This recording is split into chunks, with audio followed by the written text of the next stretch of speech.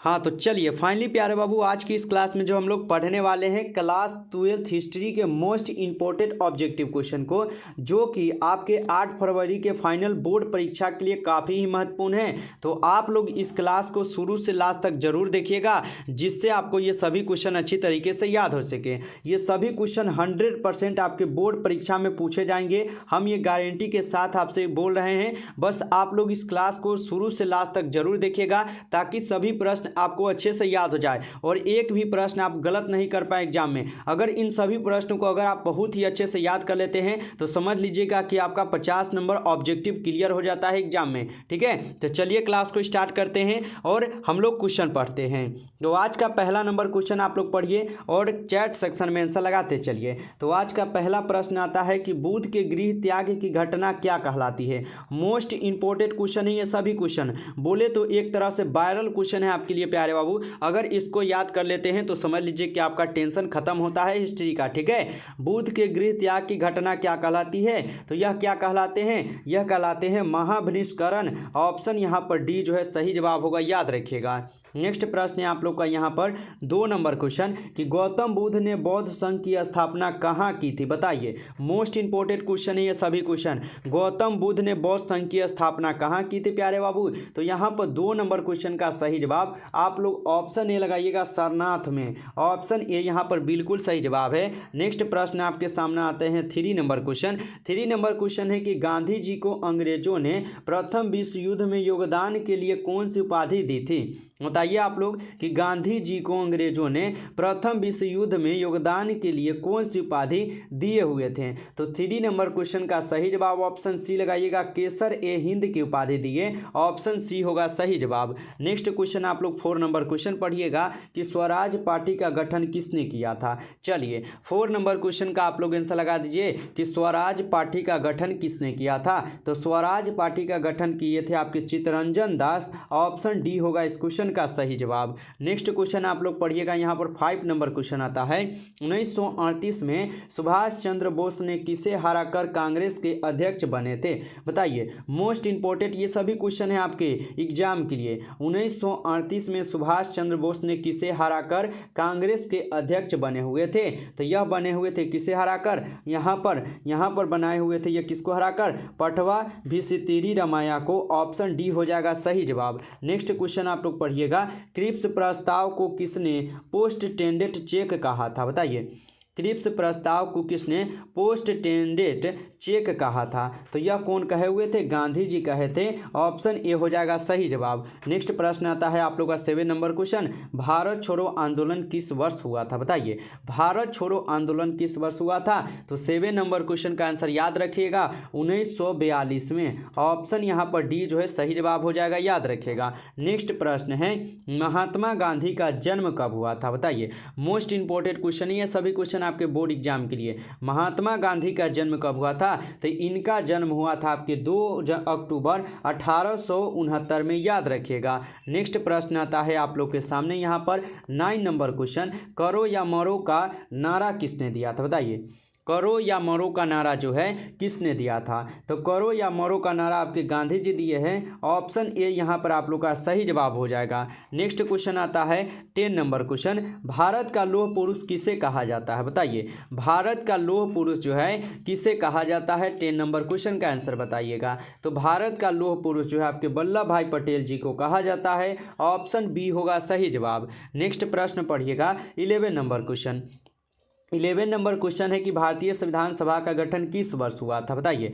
11 number question का answer लगाइए तो कि भारतीय संविधान सभा का गठन किस वर्ष हुआ था, तो भारतीय संविधान सभा का गठन जो है यह हुए थे 1946 में। ऑप्शन सी हो जाएगा सही जवाब इस क्वेश्चन का। नेक्स्ट क्वेश्चन है भारतीय संविधान में संप्रभुता निहित है, बताइए। 12 नंबर क्वेश्चन का आंसर आपको बताना है, भारतीय संविधान के संप्रभुता जो है निहित है, तो यह कहाँ पर निहित है, राष्ट्रपति में जी। ऑप्शन ए हो जाएगा सही जवाब। नेक्स्ट प्रश्न पढ़िए आप लोग यहाँ पर 30 नंबर क्वेश्चन है, दिल्ली चलो का नारा किसने दिया था बताइए।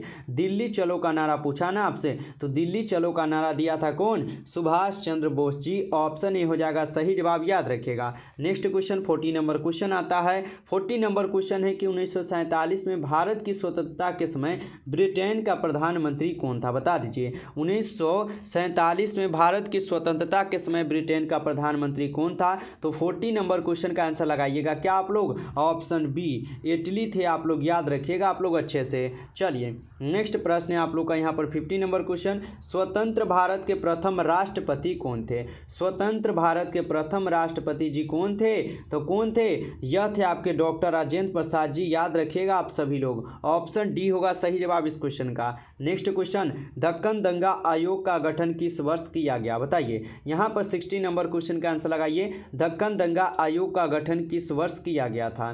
तो दक्कन दंगा आयोग का गठन जो है यह किए गए थे 1875 ईस्वी में। ऑप्शन बी होगा सही जवाब, याद रखिएगा। नेक्स्ट क्वेश्चन है आप लोग का 70 नंबर क्वेश्चन, आयंगर व्यवस्था संबंधित थी, ठीक है। बताइए 70 नंबर क्वेश्चन का आपको आंसर बताना है कि आयंगर व्यवस्था किससे संबंधित थी।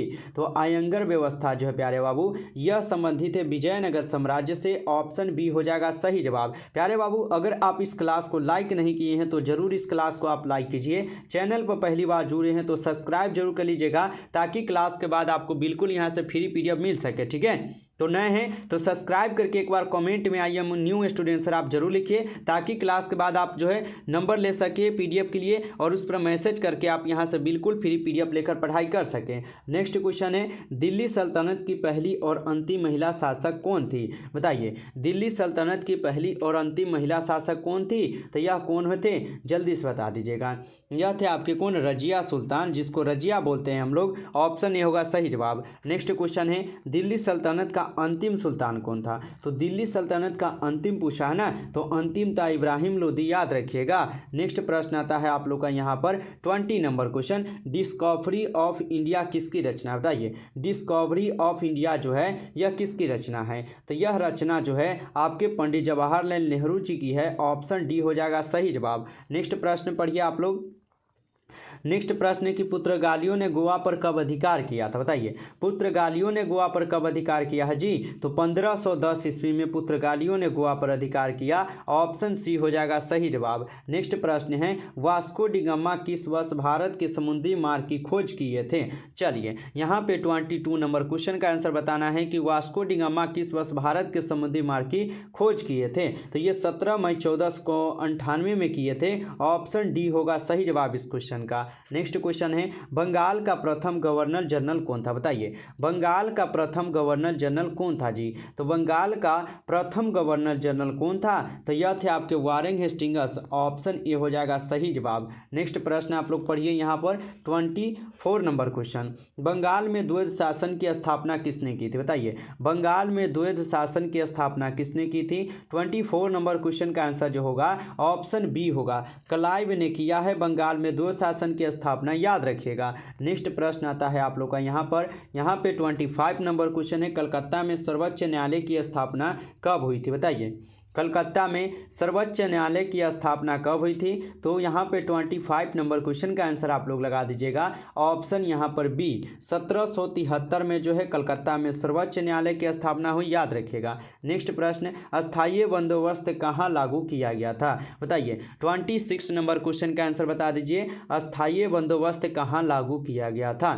तो अस्थायी बंदोबस्त जो है ये आपके बंगाल में लागू किए गए। ऑप्शन सी हो जाएगा सही जवाब। नेक्स्ट क्वेश्चन आप लोग का 27 नंबर क्वेश्चन आया है ना, रानी लक्ष्मीबाई की चिंता के पास किसने कहा था कि यहाँ सोई हुई महिला विद्रोहियों में एक मर्द थी, ठीक है। तो यह किसने कहे हुए थे, ये कहे थे हुरोज साहब ने। ऑप्शन डी होगा सही जवाब। नेक्स्ट प्रश्न आता है आप लोग का 28 number question, the great revolt नामक पुस्तक के लेखक कौन थे बताइए।